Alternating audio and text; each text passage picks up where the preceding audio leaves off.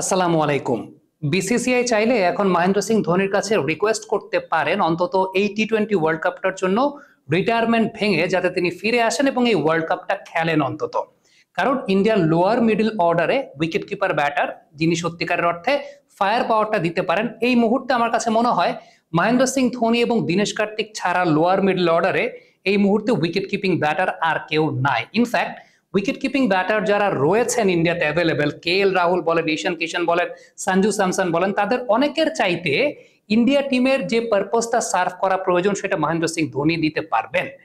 আমি সবচেয়ে ইম্পর্টেন্ট যে ফ্যাক্টরটা নোটিস করেছি সেই বিষয়টা হচ্ছে, একটা বল খেয়াল করে দেখবেন ধোনি লেগ সাইডে হুইপ করেছেন মিড উইকেটের দিকে, সেখানে হুইপ করে 2টা রান তিনি সংগ্রহ করলেন এবং এত স্মুথলি এত সুইফটলি তিনি 2টা রান সংগ্রহ করলেন।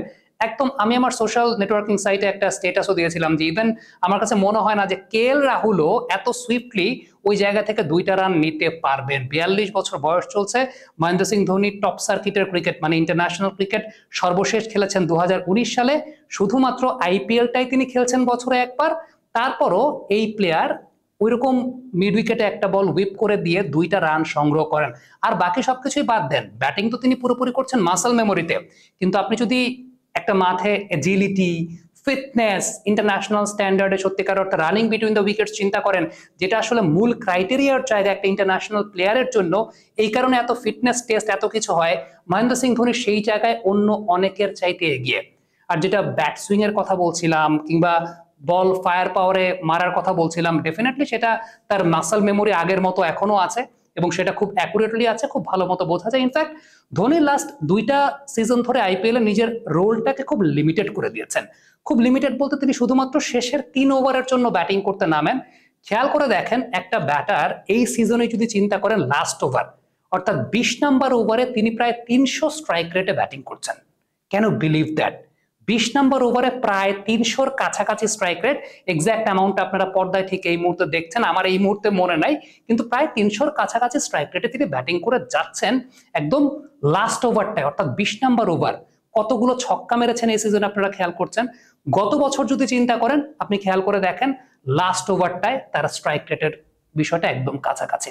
ইনফ্যাক্ট আপনি যদি গত বছর থেকে শুরু করে এই বছর পর্যন্ত 17 থেকে 20 নাম্বার ওভার চিন্তা করেন, স্ট্রাইক রেটের জায়গাটা লক্ষ্য করে দেখেন, এইরকম স্ট্রাইক রেট কতজন প্লেয়ার মেনটেন করতে পারেন। ডেফিনেটলি একটা গেম চেঞ্জিং বা মোমেন্টাম চেঞ্জিং জায়গা কিন্তু এইটা, যে কোনো একজন ব্যাটার যখন এই 16 থেকে 20 বা 17 থেকে 20 এই সময়টাতে এরকম ফায়ার পাওয়ার ব্যবহার করতে পারেন, কারণ কাজটা কিন্তু খুব কঠিন। ইনফ্যাক্ট এই সময়ে যে সমস্ত ব্যাটসম্যানরা ব্যাটিং করতে নামেন ধরেন 16 বা 17 নম্বর ওভারে, নেমেই কিন্তু সত্যিকার অর্থে প্রথম বল থেকে শট খেলাটা খুব ডিফিকাল্ট।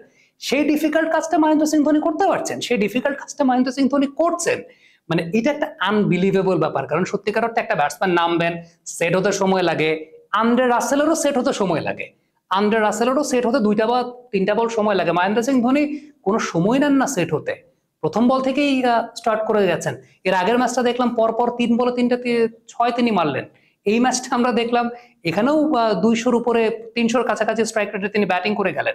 সো ফ্যাক্টরটা ওই জায়গাটাতে আপনি যদি গত 2 বছরে দেখেন 16 থেকে 20 নাম্বার ওভারে তার strike rate, number of sixes তিনি যেগুলো মেরেছেন একদম পুঙ্খানুপুঙ্খভাবে খেয়াল করে দেখেন এবং মিলিয়ে নেন অন্য যে ব্যাটাররা রয়েছেন এই টাইমে ব্যাট করতে নামছেন, কতজন এই টাইমে এই ফায়ার পাওয়ারটা এনশিওর করতে পারছেন। সো ফ্যাক্টরটা হচ্ছে যে ডেফিনেটলি ধোনি ফিরবেন না, ফিরবেন না আমরা সেটা জানি, কিন্তু চাইলে বিসিসি একটা রিকোয়েস্ট করতে পারেন যে মহেন্দ্র সিং ধোনি সেই জায়গায় প্রত্যাবর্তন করবে কিনা। তবে ধোনি রিটায়ারমেন্টে কখনোই যাওয়া উচিত না। আইপিএল তো তিনি খেলছেন, এই একটা টুর্নামেন্টে খেলছেন, আমার কাছে মনে হয় ধোনির কখনোই রিটায়ারমেন্টে যাওয়া উচিত না। এটা দ্যাটস হোয়াট আই ফিল। কারণ ধোনি রিটায়ারমেন্টে গেলে এই যে আইপিএল এর এই গ্ল্যামারটা, আইপিএল এর এই জৌলুসটা, এটা আমার কাছে মনে হয় 50%-এর মতো কমে যাবে এবং সেটা all over the India, all over the world. IPL এর এখন যে চার্মটা সত্যিকার অর্থে আছে অনেকাংশে মহেন্দ্র সিং ধোনির ওই ছোট্ট যে ক্যামিও, 2 ওভারের জন্য 3 ওভারের জন্য ব্যাটিং করতে নামছেন, 20 ওভার উইকেট কিপিং করছেন, এইটা commercial sellable point of view থেকে এইটা আইপিএল এর ব্র্যান্ড ভ্যালুটাকে অনেক বেশি মাত্রায়, বা আইপিএল এর 80% ব্র্যান্ড ভ্যালু আসলে এই জায়গাতেই ক্যারি করে মহেন্দ্র সিং ধোনি থাকা বা না থাকাটা। তো আমার কাছে মনে হয় যে ধোনির কখনোই রিটায়ার করা উচিত না, অন্তত যারা ক্রিকেট প্রেমী আছে, যারা ক্রিকেট পছন্দ করে তাদের জন্য।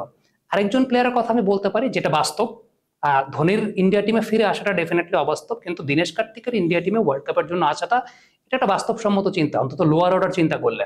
হ্যাঁ, আপনি চিন্তা করতে পারেন যে টপ অর্ডারে একজন উইকেট কিপারকে আপনি হয়তো বা নিতে পারেন, সেটা KL রাহুল হতে পারে কিংবা যে কেউই হতে পারে, কিন্তু লোয়ার মিডল অর্ডার আপনি যদি কোনো উইকেট কিপার ব্যাটার চিন্তা করেন, Dinesh Kartik could be the best choice, এটা আমার কাছে মনে হয়। সো ফার্স্ট রিকোয়েস্টটা মহেন্দ্র সিং ধোনিকে করতে পারে ইন্ডিয়া, যে আপনি ফেরত আসবেন কিনা। যদি ধোনি একসেপ্ট না করে, আমার কাছে মনে হয় চোখটা বন্ধ করে দীনেশ কার্তিকের রাস্তাটা এখানে খুলে যাওয়াটাও উচিত, কারণ সেটা আমরা দেখেছি তিনি যে ওয়েতে, যে অ্যাপ্রোচে এবং যে ফিটনেসটা এখনো মেনটেন করে যাচ্ছেন। কমেন্ট বক্সে আপনাদের মন্তব্য মতামতের জায়গাটা জানতে চাই, লিখে পাঠাবেন।